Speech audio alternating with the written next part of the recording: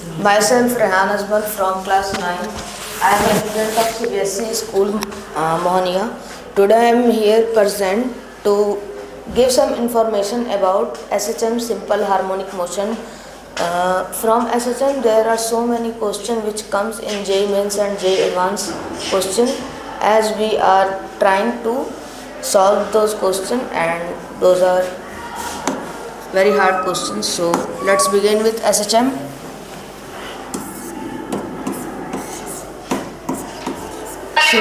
Simple harmonic motion, ये जो chapter है सिंपल हार्मोनिक मोशन, इसमें हम लोग को सबसे पहले पढ़ना पड़ेगा कि पीरियोडिक मोशन क्या होता है, क्योंकि ये जो पीरियोडिक मोशन होता है ये सबसे बेसिक चीज़ होती है। इसको पढ़ने के बाद ही हम लोग सारे डेरिवेशंस और सारे फार्मूलाज निकाल पाएंगे।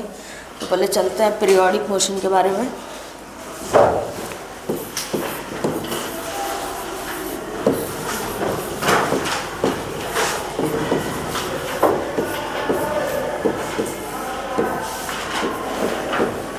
पीरियोडिक मोशन यहाँ पे लिखते हैं, it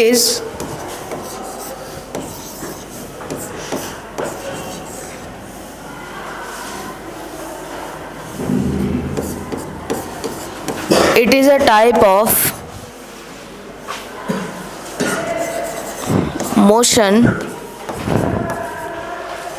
which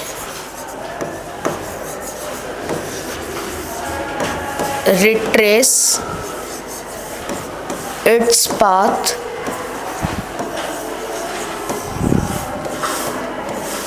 in a fixed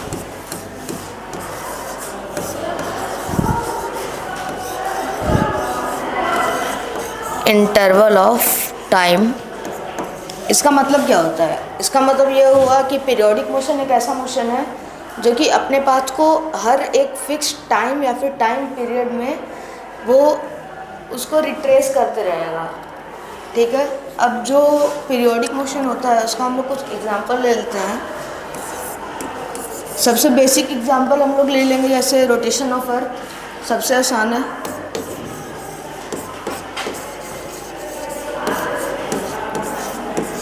rotation of earth या फिर rotation of earth around sun, तो rotation of earth around sun ज़्यादा बेहतर रहेगा।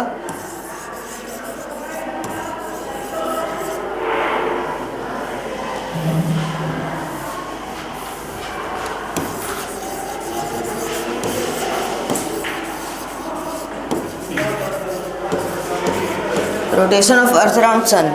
सेकंड ले लेते हैं, spinning of earth about its axis.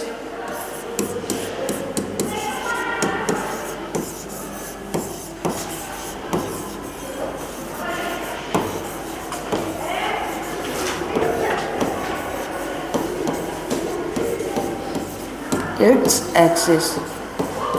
अब ये तो बात हो गई पीरियोडिक मोशन की, जो सबसे आसान मोशन होता है, हम लोग को सबको पता है। ठीक है, अब चलते हैं मेन मुद्दे पे, मेन बात पे, जो कि आता है, जिसमें आता है हम लोग का oscillatory motion and simple harmonic motion. तो लिखते हैं पहले तो पीरियोडिक मोशन।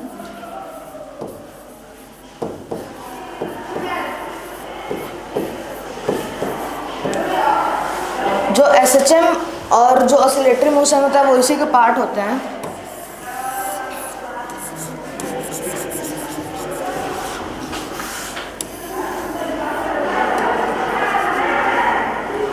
ठीक है, यहाँ पे लिखते हैं oscillatory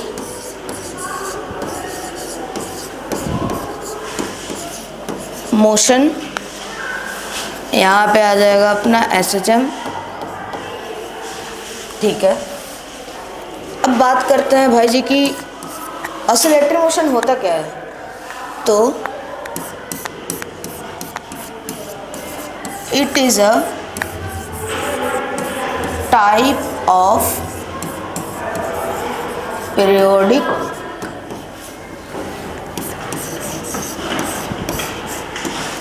motion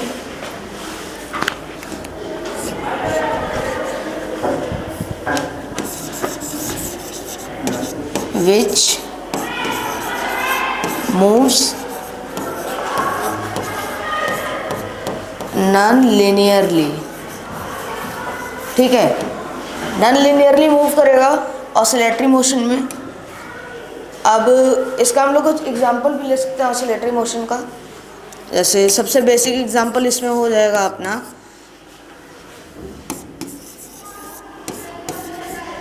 motion of a pendulum. Pendulum सबने देखा ही है, ऐसा होता है, मान लेते हैं ये बॉब है और ये हम लोग का स्ट्रिंग है। तो जो पेंडुलम होता है वो कुछ ऐसे घूमेगा, एक फिक्स इंटरवल ऑफ टाइम में यहाँ पे जाएगा, यहाँ पे आएगा। ये हम लोग का पीरियोडिक मोशन का भी हो सकता है, ठीक है। मतलब जैसे ये जो बॉब है 1 सेकंड में अगर यहाँ पे गया, फिर 1 सेकंड में आएगा, फिर 1 सेकंड में यहाँ पे, फिर 1 सेकंड में यहाँ पे आएगा। तो इसमें जो एयर रेजिस्टेंस और फ्रिक्शन वगैरह उसको हम लोग नेगलेक्ट ही करते हैं। तो ये हो जाएगा motion of pendulum.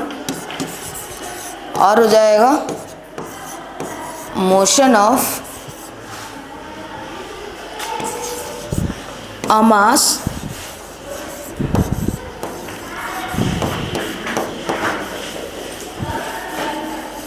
attached with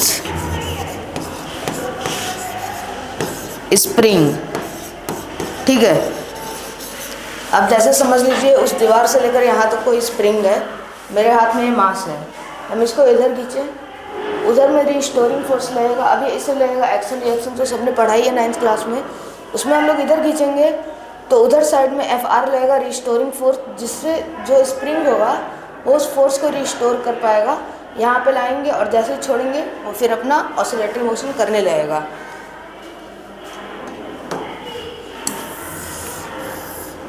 ये होगा बात ऑसिलेटरी मोशन का।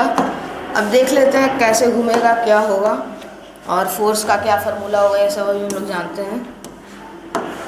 तो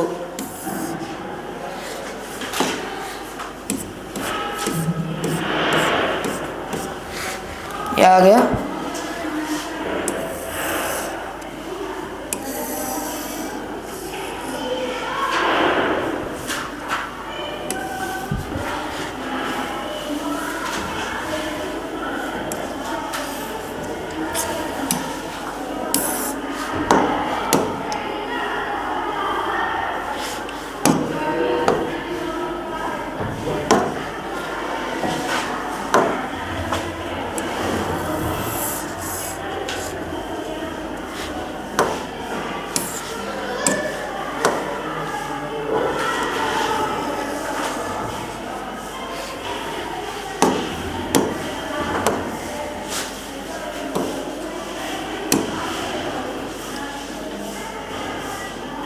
ये हम लोग का बॉब हो गया। ये जो होगा ये होगा इसका मेन पोजीशन, ठीक है। ये बॉब का मेन पोजीशन और इक्विलिब्रियम पोजीशन भी इसको कहते हैं,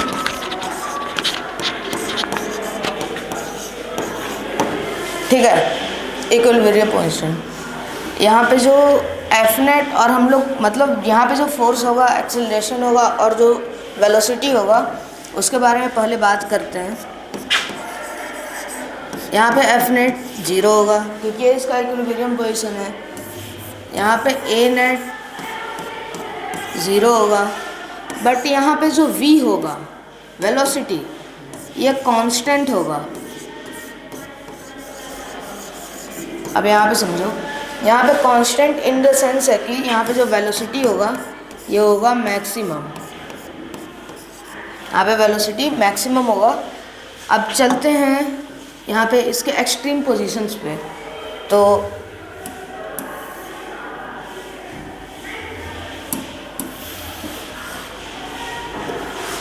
यहाँ पे आ गए, ये जो होगा हम लोग का होगा पॉजिटिव एक्सट्रीम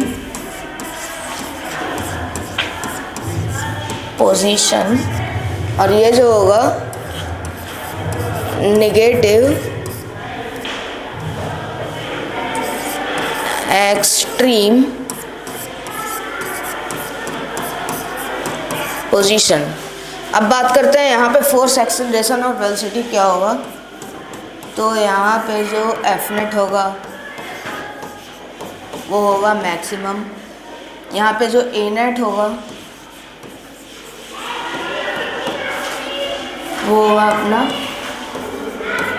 मैक्सिमम, ठीक है। और यहाँ पे जो वेलोसिटी होगा वो होगा 0। सिमिलरली इधर साइड में वही चीज़ होगा, एफ नेट होगा मैक्सिमम, ए नेट होगा मिनिमम मतलब मैक्सिमम, और यहाँ पे जो वेलोसिटी होगा वो होगा 0, ठीक है। अब यहाँ पे हम लोग बात करते हैं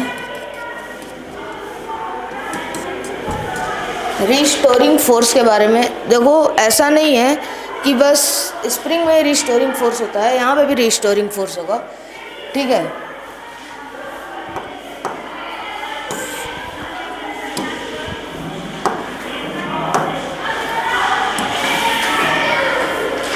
नीचे की तरफ इसका वेट होगा mg, मान लेते हैं इसका मास है m, ठीक है। जैसा कि ये इधर साइड में कर रहा है ऑसिलेशन, मतलब इधर साइड में फोर्स लग रहा होगा। फोर्स क्या लग रहा होगा, mg cos थीटा, ठीक है। मतलब यहाँ पे हम लोग एंगल मान लेते हैं theta.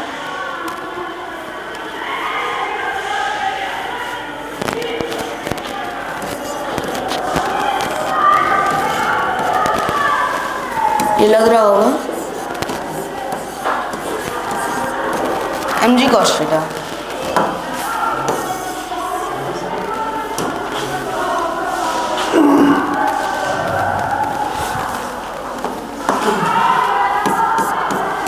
F equal to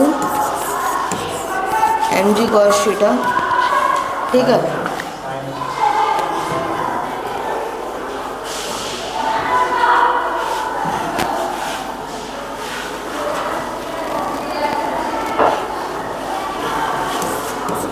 mg sin theta होगा यहाँ पे, और यहाँ पे जो f होगा ये f प्रोपोर्शनल होगा -x⁴n पे, ठीक ना। और यहाँ पे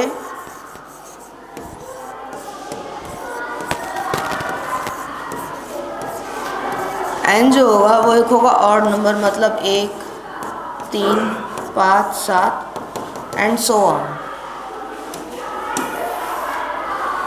तो जैसा कि हम लोग जानते हैं कि जब हम लोग किसी भी चीज़ में प्रोपोर्शनैलिटी हटाते हैं तो एक कांस्टेंट आता है। तो यहाँ पे देखते हैं कौन सा कांस्टेंट आता है। फोर्स बराबर यहाँ पे आएगा k, ठीक है। अब ये जो k होता है ये क्या होता है समझो, k होता है हम लोग यहाँ पे फोर्स कांस्टेंट, ठीक है, समझ गए। तो यहाँ पे हम लोग का फार्मूला क्या बना फोर्स का, -kx⁴n, ये हम लोग का फार्मूला बन गया। अब हम लोग चलते हैं सिंपल हार्मोनिक मोशन के बारे में जानने के लिए।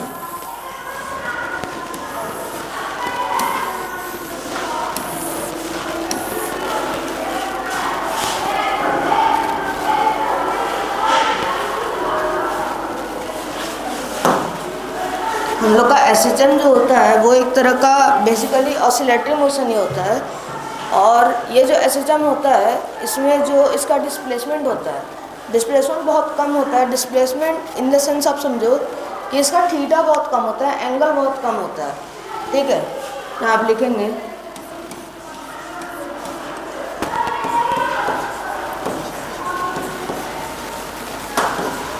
It is a type of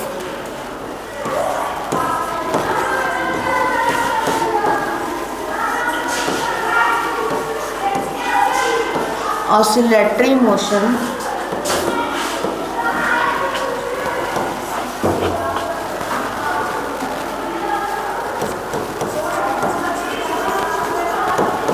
in which displacement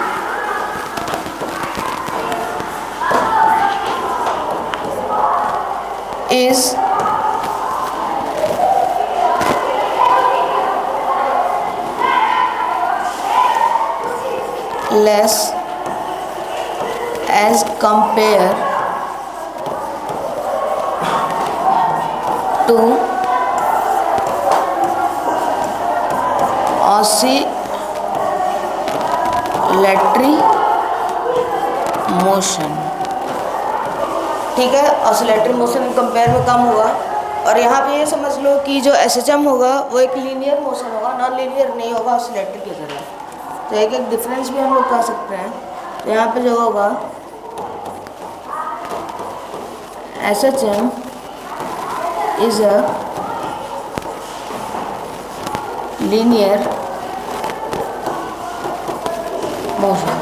इसमें हम लोग एग्जाम्पल ले सकते हैं, हम लोग पेंडुलम का भी एग्जाम्पल ले सकते हैं। लेकिन पेंडुलम में देखो एंगल कितना ज़्यादा है, ये यहाँ पे से एक्सट्रीम पे यहाँ पे आ रहा है, लेकिन उसमें एंगल ज़्यादा नहीं होगा। और इसका पथ कैसा है, पैराबोलिक है थोड़ा, हम लोग देख सकते हैं। लेकिन उसमें पैराबोलिक नहीं होगा, एकदम सीधा सीधा यहाँ पे जाएगा, सीधा सीधा यहाँ पे आएगा। तो इसको बनाते हैं हम लोग।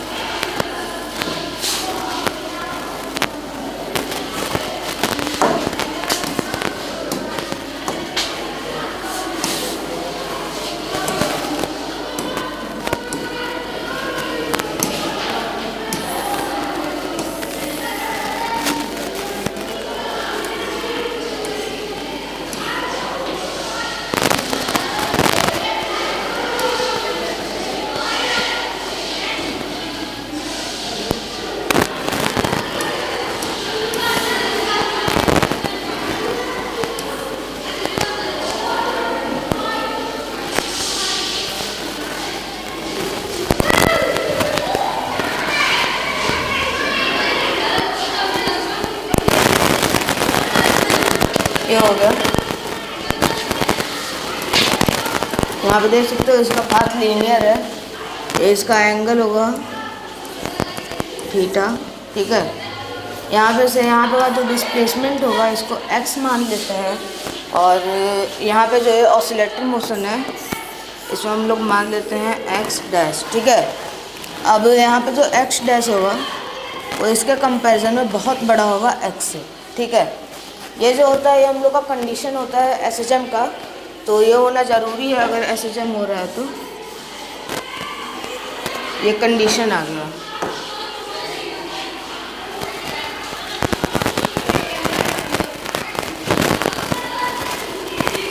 अभी तक हम लोगों ने ये सारी चीज़ें की हैं।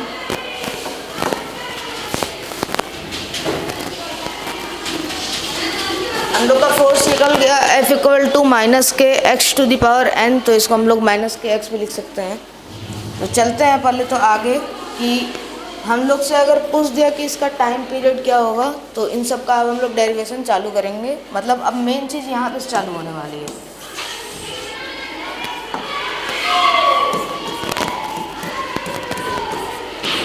F इक्वल टू माइनस के एक्स, F को हम लोग एम ए भी ले सकते हैं, F equal to m a हो सकता है, मतलब होता ही है माइनस के एक्स। अब x यहाँ पे से भागा में आएगा इधर, तो m upon x equal to minus k upon a. यहाँ पे से हम लोग का ये आ गया।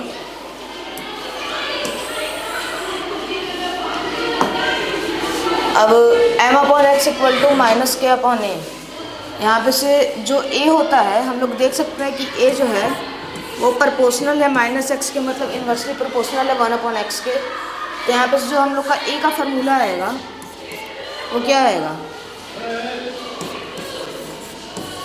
Minus omega square x. Omega square यहाँ प्रोपोर्शनलिटी हटाने पे आएगा, ठीक है, ये भी एक तरह का कॉन्स्टेंट ही है। यह आ गया a equal to minus omega square x, ठीक है। अब ओमेगा क्या होता है समझो, ओमेगा के जगह पे हम लोग क्या ही लिख सकते हैं, सोच लिए। हम लोग लिख सकते हैं 2 पाई अपॉन एफ लिख सकते हैं 2 पाई अपॉन टी होगा, 2 पाई अपॉन टी लिख सकते हैं। टी हम लोग का टाइम पीरियड है। यहाँ पे वैल्यू पुट करते हैं, ए इक्वल टू यहाँ पे जो ओमेगा स्क्वायर है 2 पाई अपॉन टी का स्क्वायर इंटू एक्स, मतलब यहाँ पे से ए जो हम लोग यहाँ पे वैल्यू निकाल लेंगे यहाँ पे से ए का, तो हम लोग का क्या आएगा, एम अपॉन के आएगा,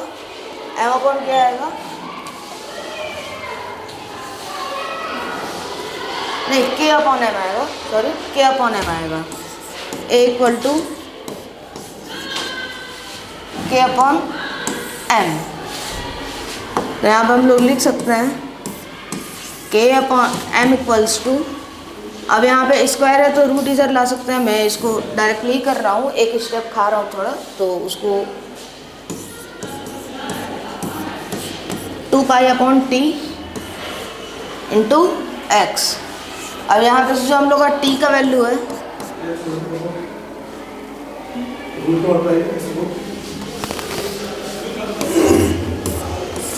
x root under k upon m equal to 2 pi upon t into x.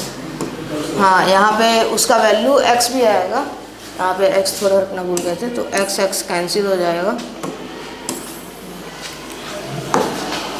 यहाँ पे से ये आ गया, तो टाइम पीरियड का वैल्यू क्या आएगा, t इक्वल टू आएगा 2 pi root under m upon k आएगा।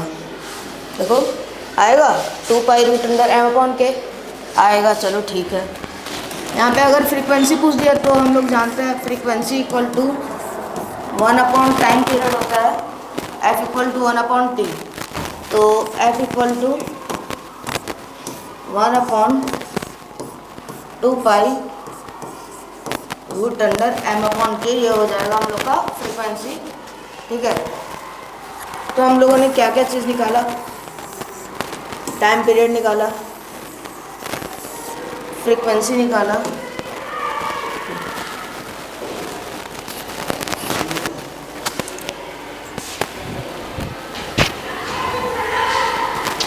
शुरुआत से देख लो, हम लोग चालू किए थे पीरियोडिक मोशन है।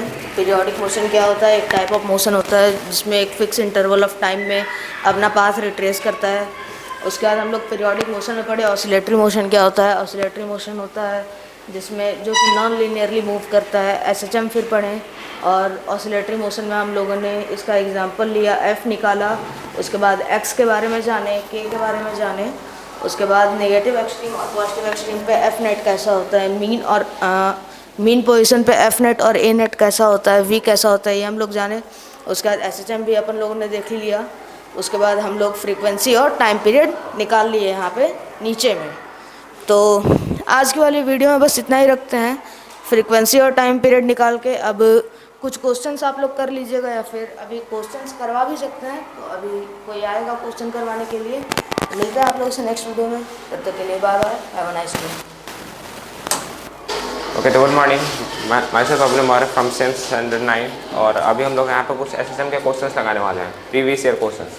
तो हम लोग के पास पहला क्वेश्चन है कि ये जे मेंस 2021 में पूछा गया था सेकंड शिफ्ट में। तो हम लोग का क्वेश्चन नंबर 1 है कि एक मास है जिसका एक ब्लॉक है जिसका मास 1 किलोग्राम है, वो एक स्प्रिंग से अटैच है और वो उसका इनिशियल एम्पलीट्यूड हम लोग को दिया हुआ 12 सेंटीमीटर। यानी कि अगर मैं एक स्प्रिंग मास सिस्टम मान लूँ, अज़म कर लूँ, जैसे कि आगे वाला यहाँ पे हम लोग एक स्प्रिंग ब्लॉक सिस्टम अज्यूम कर लें। तो इस सिस्टम में अगर मैं इस ब्लॉक को थोड़ा सा ऐसे एफ से खींच लूँ और ये ऐसा ऑसिलेट करने लगे तो इसका हम लोग का एम्पलीट्यूड दिया हुआ है, इनिशियल एम्पलीट्यूड ए नॉट हम लोग का दिया हुआ 12 सेंटीमीटर। 12 सेंटीमीटर हम लोग का इनिशियल एम्पलीट्यूड है। और फिर बोल रहा है कि 2 मिनट बाद उसका एम्पलीट्यूड घट के 6 सेंटीमीटर हो जा रहा है। इसका 2 मिनट बाद उसका एम्पलीट्यूड घट के 6 सेंटीमीटर हो जा रहा है। तो बताओ इस मोशन का डैम्पिंग कांस्टेंट क्या होगा? हम लोग को बी का वैल्यू पूछ रहा है, वैल्यू ऑफ बी। हम लोग को डैम्पिंग कांस्टेंट का वैल्यू पूछ रहा है। तो पहले बात हम लोग एक फॉर्मूला जानते हैं कि एम्पलीट्यूड का फॉर्मूला होता है इनिशियल एम्पलीट्यूड इंटू ई का power minus alpha T. Alpha हम लोग का होता है यहाँ पे कोफिशिएंट ऑफ डैम्पिंग। तो हम लोग का फाइनल एम्पलीट्यूड दिया हुआ है 6 सेंटीमीटर, इनिशियल एम्पलीट्यूड हम लोग को पता है 12 सेंटीमीटर।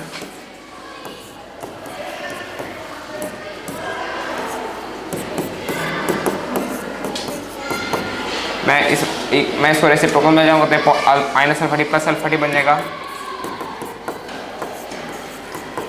सिंपल कंपैरिजन से हम लोग का ई का पावर अल्फा टी का वैल्यू आ जाएगा 2। तो अब मैं लॉग ले लूँगा तो अल्फा टी का वैल्यू आ गया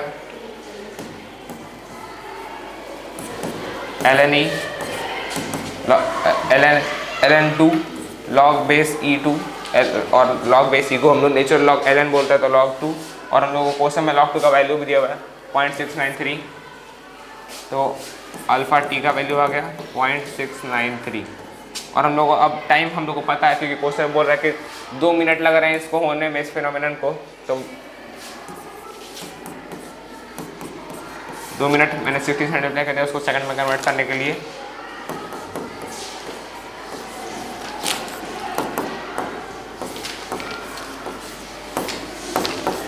ये तो हम लोग अल्फा का वैल्यू है, कोफिशिएंट ऑफ डैम्पिंग का। हम लोग को पूछ रहा है डैम्पिंग कांस्टेंट का वैल्यू। डैम्पिंग कांस्टेंट का वैल्यू होता है, हम लोग को अल्फा का फॉर्मूला पता है, अल्फा इक्वल्स टू b/2m। तो हम लोगों का b का वैल्यू आएगा 2m अल्फा। यानी कि हम इस पूरे सिस्टम को 2m से मल्टीप्लाई करना पड़ेगा इस पूरे वैल्यू को।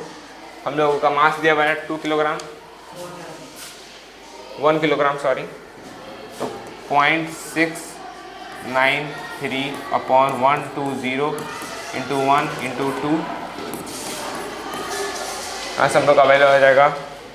ये 0.693 लगभग 60 के आसपास है तो 1.16 इंटू 10⁻⁻²।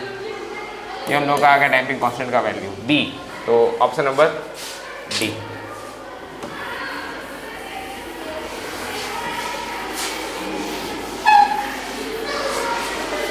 फिर हम लोग के पास अब हम लोग नेक्स्ट क्वेश्चन की ओर बढ़ते हैं। तो एक और नेक्स्ट क्वेश्चन बोल रहा है कि एक और डैम्प हार्मोनिक मोशन हो रहा है जिसकी फ्रीक्वेंसी है 5 ऑसिलेशंस पर सेकंड।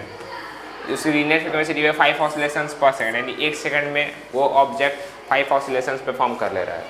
और एक और बात दिया गया है कि उसका जो इनिशियल एम्पलीट्यूड है वो घट के हाफ हो जा रहा है 10 ऑसिलेशंस के बाद। यानी जब 10 ऑसिलेशन परफॉर्म हो जा रहा है तो उसका फाइनल एम्पलीट्यूड इनिशियल एम्पलीट्यूड का आधा हो जा रहा है।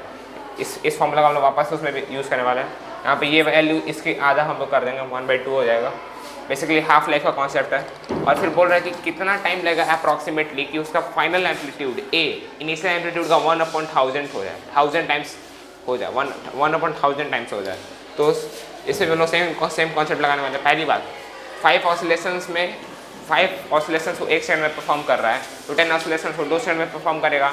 इससे हम लोग को पता चल गया कि हाफ लाइफ कितना है, उसको अपना एम्पलीट्यूड ए से a/2 करने में कितना टाइम लग रहा है। मतलब इनिशियल एम्पलीट्यूड मतलब final amplitude equals to initial amplitude into e का पावर माइनस अल्फा टी और a/a0 इक्वल्स टू ई का पावर अल्फा टी। a/a0 हम लोग बोला आधा हो जा रहा है ये वाला पार्ट। अगेन सिंपल कंपैरिजन,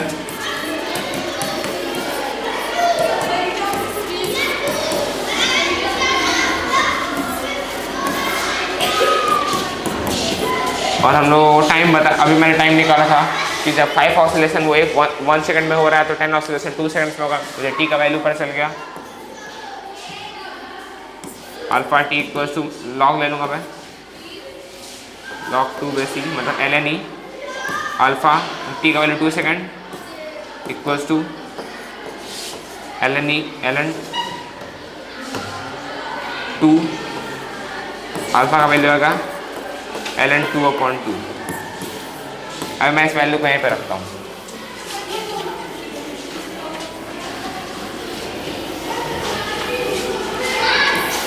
अब हम लोगों को सेकंड केस में बोल रहा है कि फाइनल एम्पलीट्यूड इनिशियल एम्पलीट्यूड का 1/1000 हो जा रहा है। फाइनल एम्पलीट्यूड इनिशियल एम्पलीट्यूड का 1/1000 हो जा रहा है। हम लोग यहाँ पे पढ़ सकते हैं ये इसको A0/1000 हो जा रहा है, तो 1/1000 मैं पूरा स्टेटमेंट लिख दे रहा हूँ। A = A0 e⁻⁻α t। A का वैल्यू हम लोग को A0/1000 है,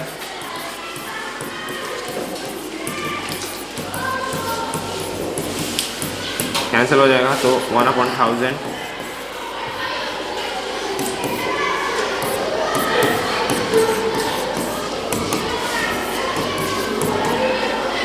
सिंपल कंपैरिजन।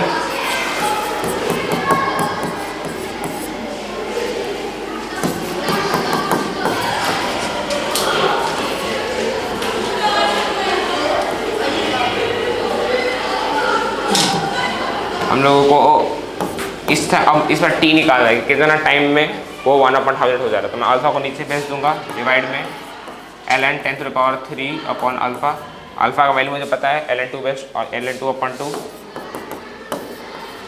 मैं पावर आगे भेज देता हूँ।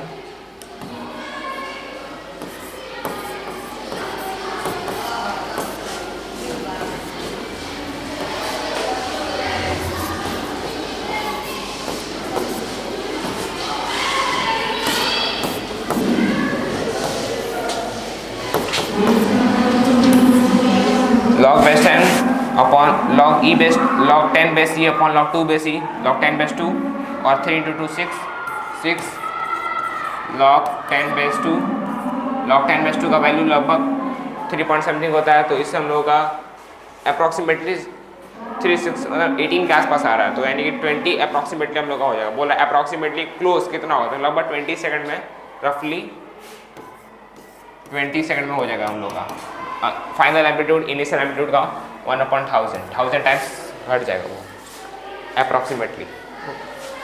फिर अब हम लोग का थर्ड क्वेश्चन भी थर्ड क्वेश्चन को देख लेते हैं। तो थर्ड क्वेश्चन में बोल रहा है कि एक टाइम्ड हार्मोनिक मोशन हो रहा है जिसमें हम लोग को x का वैल्यू दिया हुआ है, x एक इक्वेशन में दिया हुआ है, और यहाँ पे बोल रहा है कि t जो है सेकंड में है और एम्पलीट्यूड। अब हम लोग क्वेश्चन नंबर 3 की ओर आते हैं। क्वेश्चन नंबर 3, इसमें हम लोग को डिस्प्लेसमेंट एक टाइम्ड हार्मोनिक मोशन में हम लोग को डिस्प्लेसमेंट का इक्वेशन दिया हुआ है, xt = e⁻ 0.1 t cos 10πt + 5, और यहाँ पे टाइम हम लोग का सेकेंड्स में दिया हुआ है और पूछ रहा है कि कितने टाइम बाद इसका इनिशियल एम्पलीट्यूड का आधा हो जाएगा फाइनल एम्पलीट्यूड। मतलब इसमें भी हाफ लाइफ पूछ रहा है कि कितना टाइम लगेगा उसका फाइनल एम्पलीट्यूड इनिशियल एम्पलीट्यूड का आधा होने में। तो हम लोग को इक्वेशन पता है एम्पलीट्यूड का। पहले मैं इस इक्वेशन को लिख देता हूँ क्योंकि मुझे ये इक्वेशन कुछ वैल्यूज दे सकता है, जैसे कि x t के फंक्शन में हम लोग को दिया हुआ है e⁻ -0.1 t into cos 10π t + 5।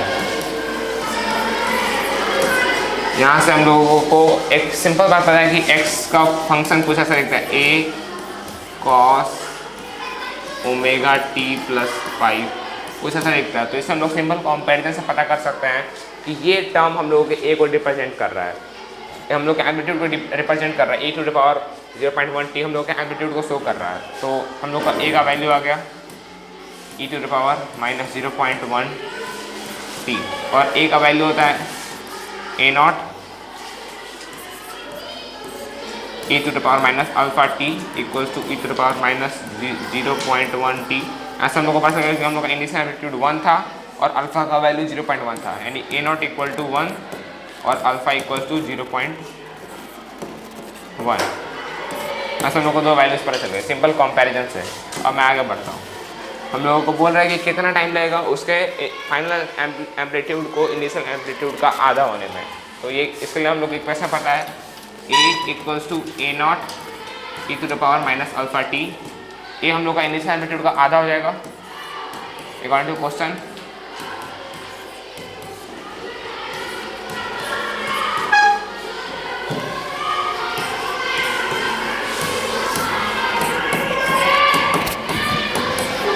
Reciprocal ले लूँगा मैं इसको, तो मैं डायरेक्ट लिख दे रहा हूँ सिंपल कंपैरिजन से। तो लॉग लेने के वजह से alpha T equals to ln2। अब हम लोगों को टाइम पूछ रहा है कितना टाइम लेगा। अल्फा तो मैंने निकाल ही लिया है, alpha T equals to ln2। हम लोगों को टाइम निकालना है, अल्फा मेरे को पता है t इक्वल्स टू log 2 का वैल्यू 0.693 अपॉन 0.1, ये आएगा 6.93 अप्रॉक्सीमेटली इक्वल टू 7 सेकेंड। तो 7 सेकेंड में लगभग हम लोगों का फाइनल एम्पलीट्यूड इनिशियल एम्पलीट्यूड का हाफ हो जाएगा। तो इससे हम लोग को पास आएगा ऑप्शन नंबर बी। अब आगे बढ़ते हैं।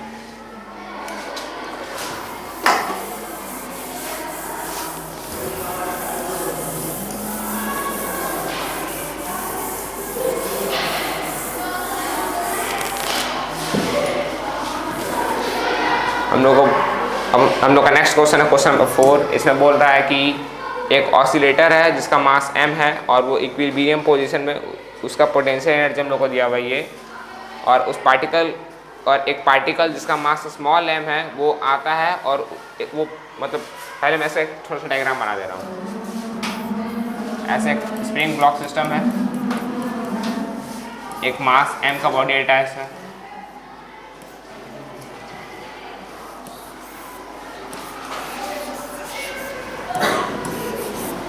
इसका मास m है और इधर से एक स्मॉल m मास का बॉडी आ रहा है और आके इसे टकरा जा रहा है।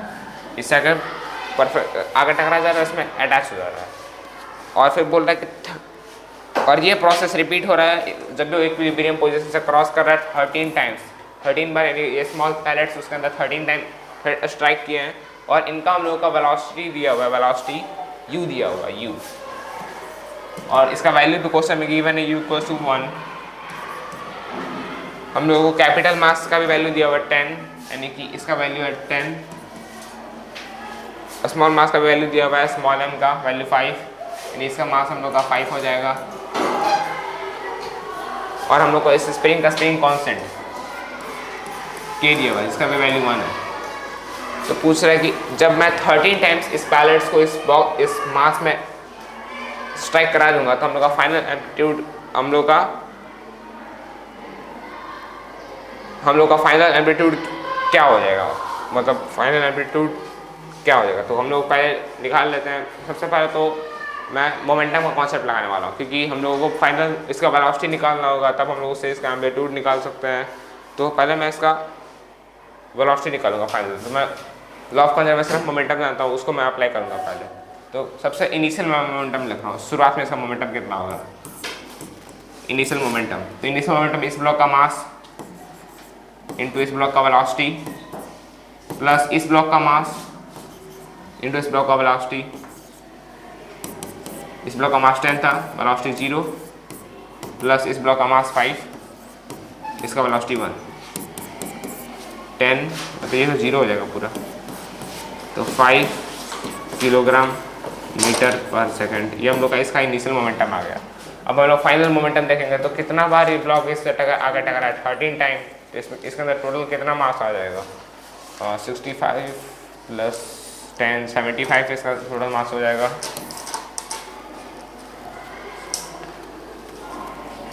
हाँ, इसका हम लोग टोटल मास मतलब पहले इसका स्मॉल मास m है और एक टोटल कितना 13 बटा रहेगा, 13 बार, और फिर इसका velocity sorry small u P F हम लोग का फाइनल मोमेंटम है, और इस ब्लॉक का मास m, ये इसका फाइनल मोमेंटम होगा। और उस टाइम पे इसके अंदर एक वेलोसिटी भी आ चुकी होगी v।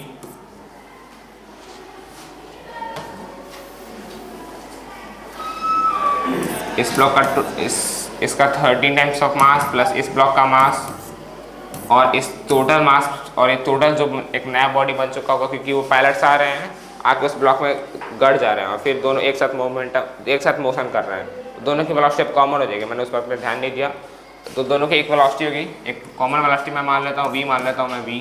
तो हम लोग का स्मॉल एम का मास पता है 5, तो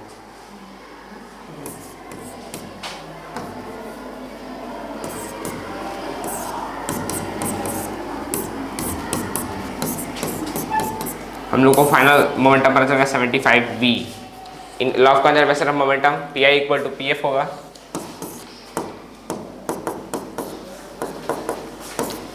तो पी आई हम लोग का था 5 equals to P F 75 v।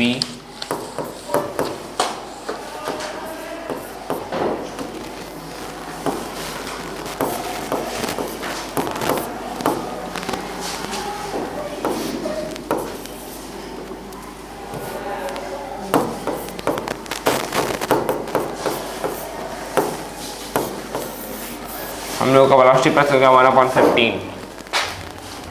अब बोल रहे हैं हम लोगों को एम्पलीट्यूड फाइंड करने के लिए, तो हम लोग का वेलोसिटी का फॉर्मूला होता है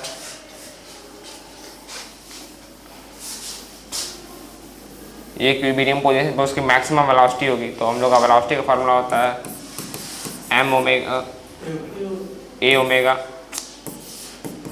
और ओमेगा का फॉर्मूला भी हम लोग जानते हैं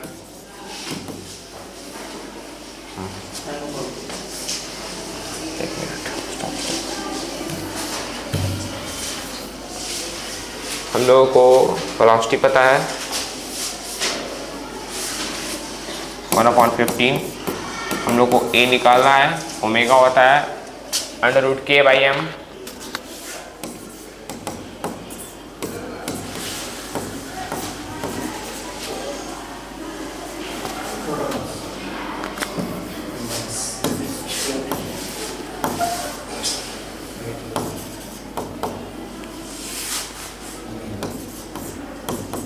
हाँ सही होगा, ओमेगा होता है हम लोग का √k/m। और हम लोग यहाँ पे क्या होता है नेट स्प्रिंग कांस्टेंट, जो कि हम लोग का वैल्यू मान दिया हुआ है। m होता है टोटल मास, तो टोटल मास तो हम लोगों का 75 हो गया है, ये हम लोग का होगा 75। और तो ये हम लोग का 1 है, तो हम लोग का ओमेगा का वैल्यू क्या आ गया 1/75 √।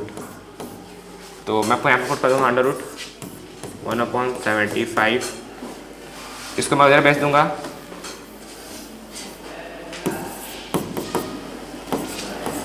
√75/15 5√3/5 × 3। हम लोग का फाइनल एम्पलीट्यूड होगा 1/3।